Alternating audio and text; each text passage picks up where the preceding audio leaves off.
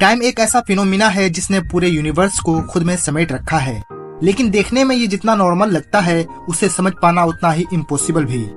ऐसा माना जाता है कि समय ऐसी इकाई है जो कंटिन्यू आगे बढ़ती रहती है। अब फिर चाहे कोई उसे चेंज या रिपीट करने की कोशिश करे, ये इम्पॉसिबल बात है। लेकिन कभी टाइम पर ऐसे इंसिडेंट और इंसान सामने आते रहते हैं जो ये दावा करते हैं कि उन्होंने टाइम ट्रेवल यानी समय यात्रा की है। टाइम ट्रेवल का दावा करने वाले लोगों पर बहुत से लोग इस वजह से बिलीव नहीं करते क्योंकि टाइम ट्रेवल से जुड़े दावा करने वालों के पास कोई खास और पुख्ता सबूत नहीं होते। लेकिन आज हम आपको समय से जुड़ी एक ऐसी घटना के बारे में बताने जा रहे हैं जिसके ढेर सारे ऐसे सबूत मिले जो इस टाइम ट्रेवल की घटना को सच साबित करने के लिए काफी थे। इससे पहले वीडियो में आगे बढ़ने से पहले आप लोगों से एक छोटी सी रिक्वेस्ट है कि अगर आप हमारे चैनल पे न्यू हैं तो प्लीज चैनल को सब्सक्राइब जरूर करें। जून 1951 की एक रात करीब 11:15 पर न्यूयॉर्क के टाइम स्क्वायर पर अचानक एक आदमी देखा जाता है। वो अचानक बीच चौराहे पर कैसे आया इसके बारे में किसी को पता नहीं चला। वो शख्स बहुत पुराने टाइम के फैशन वाले कपड़े पहन रखे थे। उस आदमी के हाव भाव से ऐसा पता चल रहा था कि वहाँ वो अपनी मौजूदगी से बेहद हैरान था। वो टाइम स्क्वायर पर मौजूद गाड़ियों पर हर तरफ फैली चमचमाती रोशनी को ये आदमी सरप्राइज भरी निगाहों से देख रहा था और वहाँ खड़े आसपास के लोग उस इंसान को उतनी ही हैरानी से देख रहे थे, जबकि किसी ने भी उसे सड़क के बीचों बीच जाते हुए नहीं देखा था। जैसे ही वो आदमी सड़क के किनारे आने के लिए आगे बढ़ा तो सामने से आती हुई कार से उसकी टक्कर हो गई, जिससे ये आदमी बुरी तरह से जख्मी हो गया था और कुछ ही देर में उसकी जान चली गई। बाद में जब इस अनजान आदमी की तलाशी ली गई तो उसके पास से कुछ बेहद अजीबोगरीब और हैरान कर देने वाली चीजें बरामद हुई, जैसे कि 5 सेंट का एक बियर टोकन, घोड़ा गाड़ी की सफाई करने का एक बिल जिस पर पता लिखा था लाइब्रेरी स्टेबल लेक्सिकन एवेन्यू। हालांकि 1951 की किसी भी एड्रेस बुक में ये पता मौजूद नहीं था। लगभग $70 की पुरानी करेंसी के नोट और कुछ सिक्के भी उस आदमी के पास मिले। इसके अलावा एक बिजनेस कार्ड मिला जिस पर एक नाम रुडोल्फ फेंज और इस आदमी का एड्रेस 5th एवेन्यू न्यूयॉर्क लिखा हुआ था। साथ साथ उसके पास से एक लेटर भी मिला जिसे 5th एवेन्यू न्यूयॉर्क से फिलाडेल्फिया भेजा जाना था और उस लेटर पर साल 1876 की स्टैंप भी लगी हुई थी। रुडोल्फ फेंज नाम के इस शख्स के पास से मिली सभी चीजों में एक बात खास थी, बस डिफरेंट ये थी कि ये सारी चीजें पुराने टाइम के होने के बावजूद बिल्कुल नई हालात में थी।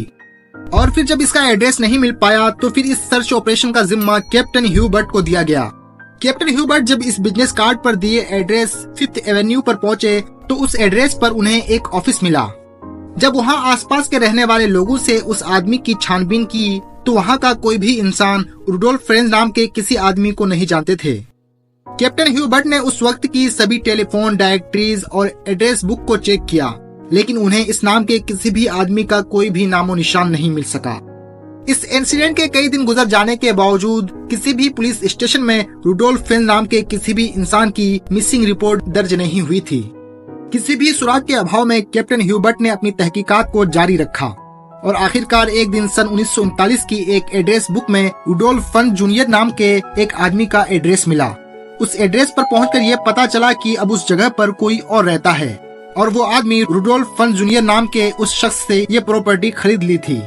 फिर कुछ टाइम बाद किसी तरह रुडोल्फ फेंज जूनियर के बैंक अकाउंट की डिटेल्स कैप्टन ह्यूबर्ट को मिल गई। बैंक से पता चला कि अब रुडोल्फ फेंज जूनियर के बैंक अकाउंट को बंद कर दिया गया है क्योंकि उस आदमी की 5 साल पहले ही मौत हो चुकी थी, लेकिन उनकी बीवी अभी भी जिंदा थी और फ्लोरिडा में कहीं रहती थी। कैप्टन ह्यूबर्ट ने फ्लोरिडा के उस एड्रेस पर जाकर रुडोल्फ फेंज के बारे में पता किया। वहाँ रुडोल्फ फेंज जूनियर की वाइफ ने जो बताया उसे सुनकर कैप्टन ह्यूबर्ट हैरान रह गए। उनकी वाइफ ने बताया कि रुडोल्फ फेंज जूनियर के फादर थे, जो कि 29 साल की उम्र में साल 1876 में लापता हो गए थे, जिसकी वजह यह बताई गई कि वो अपने घर से एक शाम टहलने के लिए निकले थे और तब से लेकर आज तक फिर वो कभी भी वापस नहीं लौटे। ये जानने के बाद कैप्टन ह्यूबर्ट और उनकी टीम हैरत में थी।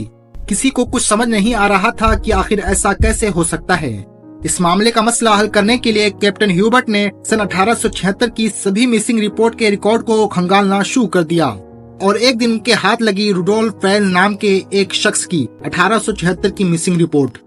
इस मिसिंग रिपोर्ट में गुमशुदा का हुलिया जो बताया गया था वो 1951 में मरने वाले रुडोल्फ फेंज से हूबहू मेल खाता था। कैप्टन ह्यूबर्ट के जरिए जुटाए गए सभी सबूतों से ये तो साबित हो गया था कि मिसिंग रिपोर्ट वाला इंसान और 1951 में एक्सीडेंट में मारा गया रुडोल्फ एक ही आदमी है। लेकिन आखिरकार 1876 में गायब होने वाला वो आदमी 1951 में कैसे पहुंचा? इस मिस्ट्री का जवाब आज तक कोई नहीं दे पाया है, इसलिए ये मिस्ट्री आज तक मिस्ट्री बनी हुई है। लेकिन कई लोगों की थ्योरीज ये कहती है कि ये टाइम ट्रेवल या टाइम स्लिप से जुड़ी एक इंसिडेंट थी, जिसमें रुडोल्फ ने अचानक टाइम ट्रेवल की थी। दोस्तों, इसका सच क्या हो सकता है, आप हमें कमेंट में जरूर बताएं, और वीडियो पसंद आई हो तो वीडियो को लाइक करें और चैनल को सब्सक्राइब करें। मिलते हैं एक नई वीडियो के साथ, तब तक के लिए कीप वॉचिंग।